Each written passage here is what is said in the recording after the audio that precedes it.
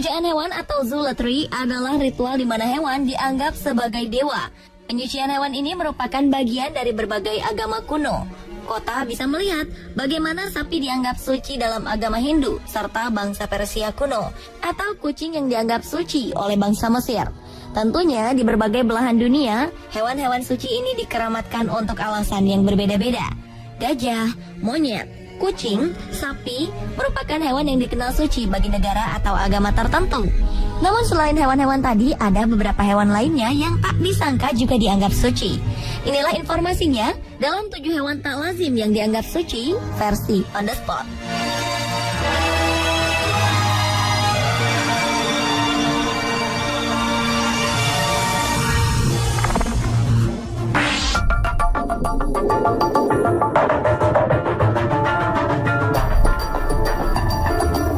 Hewan tak lazim pertama adalah rusa. Rupanya rusa dianggap sebagai hewan yang suci di Jepang, khususnya di Nara yang terletak di prefektur Nara. Jangankan mengusir kehadiran kumpulan rusa pun dianggap tabu. Tak heran jika di sini rusa tutul menjadi raja jalanan. Menurut legenda setempat, dahulu kala dewa bernama Takemikazuchi datang ke kota ini dengan menunggangi seekor rusa putih. Karena itulah rusa dianggap sebagai hewan suci. Kini mobil pun harus mengalah saat sang rusa tutul tengah melintas. Pada 1880 silam, telah dibangun sebuah taman seluas 600 hektar khusus untuk tempat tinggal bagi 1.200 rusa.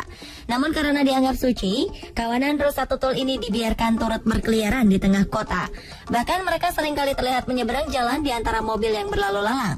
Meski kadang menjadi biang kemacetan, masyarakat di Nara telah terbiasa dengan kehadiran rusa-rusa ini. Di sini tersedia rambu-rambu peringatan yang didirikan untuk mendahulukan rusa menyeberang.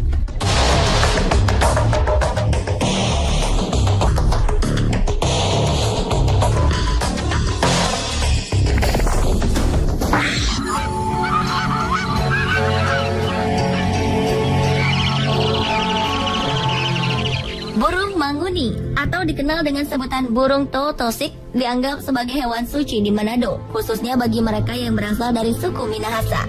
Burung manguni dianggap suci karena diyakini ditugaskan khusus oleh Opo Empung untuk selalu memberi petunjuk kepada orang Manado. Burung ini diyakini memiliki kekuatan gaib. Kabarnya dahulu kala di saat leluhur orang Minahasa sedang hanyut karena air bah, mereka disuruh pergi ke tanah yang dijanjikan oleh Opo Empung Wangko. Burung mangunilah yang pada akhirnya membimbing mereka ke tanah tersebut.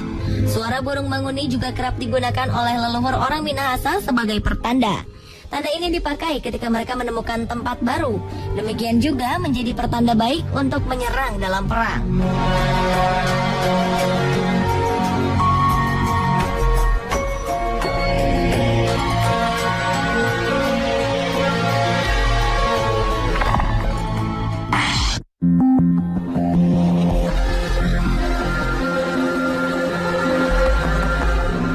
Bagi orang Indian, bison memiliki banyak arti, tak hanya sebagai simbol kekuatan, tapi tulang kaki suci bison dipercaya dihuni oleh roh penolong dan kebaikan.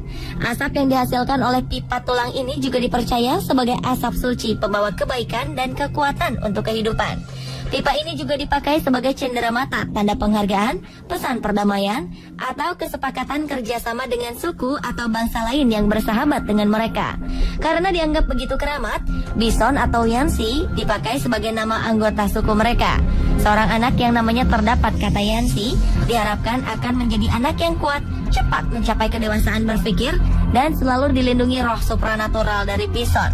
Kadang mereka juga menambahkan nama Yansi sebagai penghargaan untuk pahlawan dalam peperangan.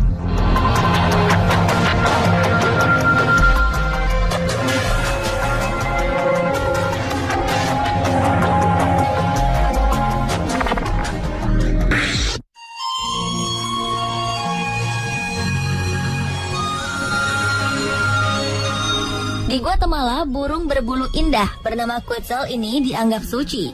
Burung yang banyak hidup di daerah hutan hujan tropis ini dipercaya memiliki hubungan langsung dengan para dewa. Bahkan, kita dapat menjumpai beberapa relief burung Quetzal di kuil suku Maya, seperti contohnya kuil Kukulkan.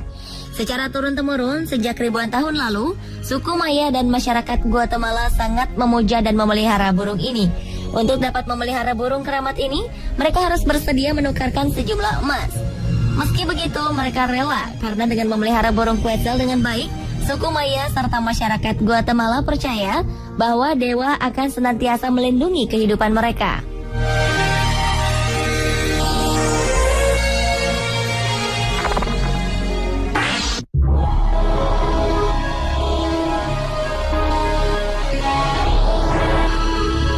Di India, berbagai tradisi pemujaan hewan memang masih terpelihara hingga kini. Namun, selain gajah atau monyet, ternyata India juga menganggap tikus sebagai hewan suci. Bahkan, sebuah kuil sengaja dibangun dan didedikasikan untuk hewan pengerat ini.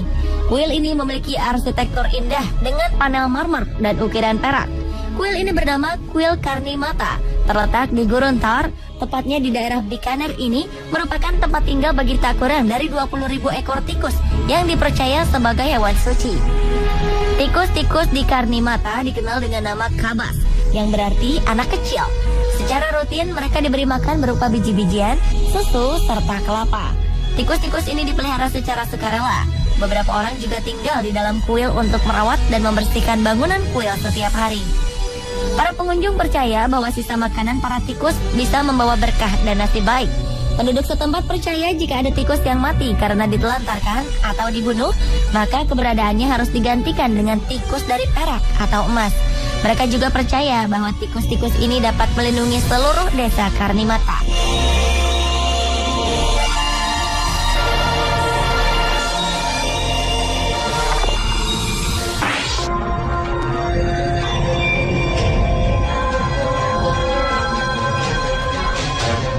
Anjing memiliki peranan religius cukup penting bagi umat Hindu di Nepal dan beberapa daerah di India.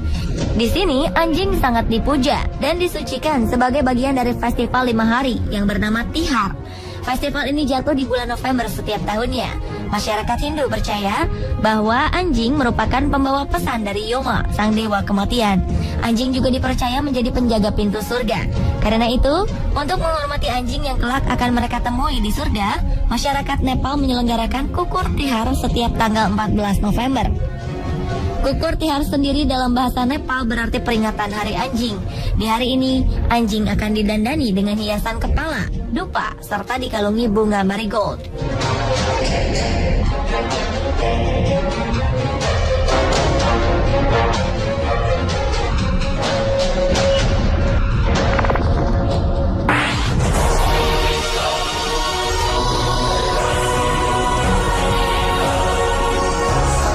Bagi masyarakat adat Melayu dan Talang Mamak, harimau biasa disebut rimau. Bagi mereka, rimau dianggap sebagai dewa atau datuk. Menurut mitos, hewan ini berasal dari seorang anak manusia yang dikutuk sang ayah karena begitu bandel sehingga diusir ke hutan. Dalam belantara ini, ia kemudian menjadi penguasa sehingga disebut Raja Hutan. Setelah menjadi Raja Hutan, ada perjanjian dengan manusia. Jika menyebut datuk berarti saudara dan ia tidak menampakkan diri. Namun jika menyebut harimau berarti musuh.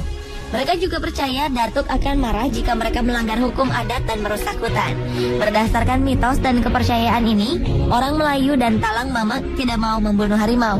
Dalam kepercayaan masyarakat tradisional, dewa harimau berfungsi menjaga kerukunan masyarakat dan keseimbangan makhluk di bumi.